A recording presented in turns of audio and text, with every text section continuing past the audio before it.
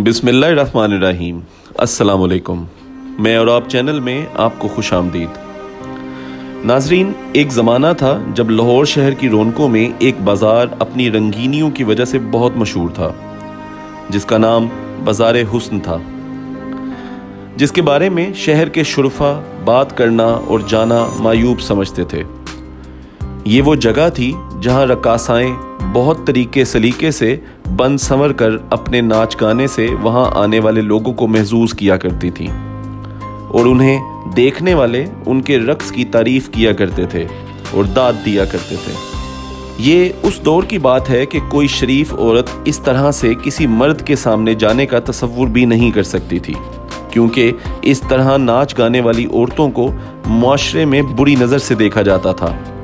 इस दौर में बाज़ार हुस्न में नाचने वाली तवाइफों को तो दूर, इस बाज़ार में जाने वाले मर्दों को अक्सर उनके घर वाले उन्हें जायदाद से आग कर देने की धमकियां भी दे दिया करते थे, और अगर इस बाज़ार की कोई कहानी किसी मर्द के घर भी पहुंच जाती थी तो उस शख्स के लिए घर के दरवाजे बंद कर दिए जाते थे।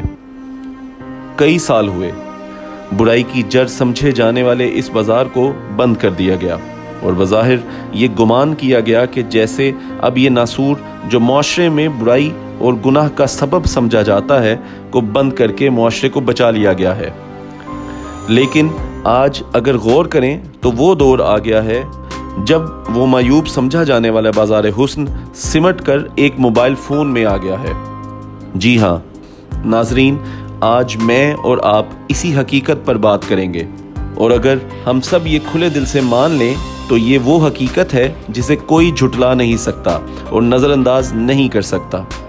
नाजरीन, मोबाइल की रसाई एक शरीफ और इज़्ज़तदार आदमी से लेकर हर तरह के अच्छे बुरे इंसान तक मौजूद है। अगर हम अपने मोबाइल को मोबाइल की बजाय एक बाज़ार से तशबीह दे दें तो गैर मुनासिब ना होगा।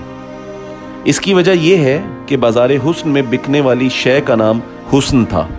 अब इस तरह मोबाइल की मुख्तलिफ ऐप्स, जिनमें यूट्यूब, स्नैक, फेसबुक और टिकटॉक वगैरह को गौर से देखें तो जिनमें बेइंतहा देखने वालों का हजूम है।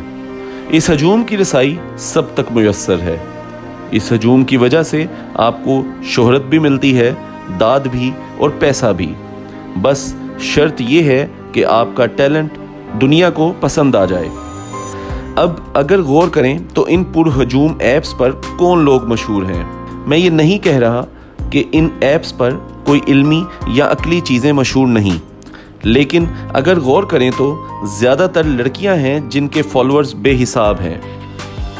वो लड़कियां जो अपना हुस्न, अपने लिबास, अपने नाच गाने के अंदाज को ज़्यादा अच्छे से दिखा सकती हैं, उनको इस हजूम की दाद ज़्यादा नसीब होती है, और जितने ज़्यादा लोग इसे देखते हैं उसे उतने ही ज़्यादा पैसे भी मिलते हैं। अब अगर वापस बाज़ार हुस्न को याद करके इस बात पर गौर किया जाए कि बाज़ार हुस्न की खूबसूरत तवाइफ के चर्चे पूरे बाज़ार में हुआ करते थे। ज़्यादा से ज़्यादा लोग इसके हुस्न के जलवे देखने आते थे और इसको दाद के साथ साथ दौलत से भी नवाजते थे। काबिल गौर बात यह है कि उस वक्त इस बाज़ार में इस तरह नाच गा कर और शोहरत और पैसा कमाने वाली औरत एक तवाइफ कहलाती थी, जिसका ताल्लुक किसी शरीफ घराने से नहीं होता था।